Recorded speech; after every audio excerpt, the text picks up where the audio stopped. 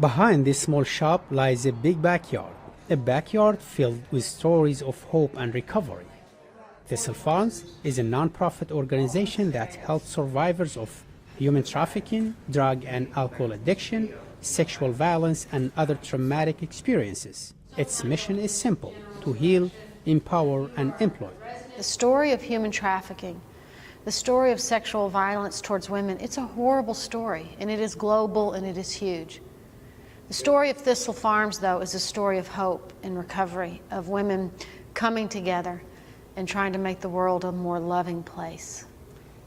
Jennifer Cleaner became victim of physical and sexual abuse when she was only 6 years old. By 12, she was a drug addict, but Thistle Farms gave her a new lease on life. I ran away from home.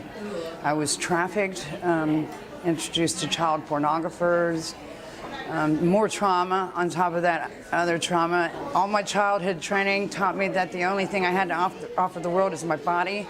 Doris Walker, Thistle Farms director for local and national events, says she was an addict for 26 years and lived on the streets for 20 years before coming here. When I first got here, they handed me a key. And that was the first time in a couple of decades that anybody had trusted me enough to give me a key. And then they asked a very profound question. They didn't say, "What have you been out there doing, Doris?" They asked the question, "What happened to you?"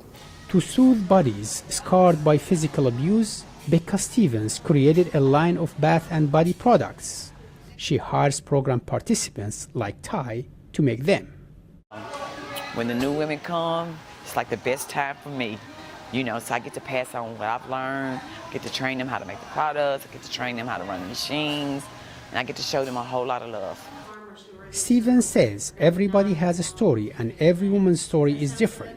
She chose Thistle to be her organization's name because the flower reminded her that every woman she meets can be both strong and fragile. I thought it would be a great idea to name the program after that last flower that was left.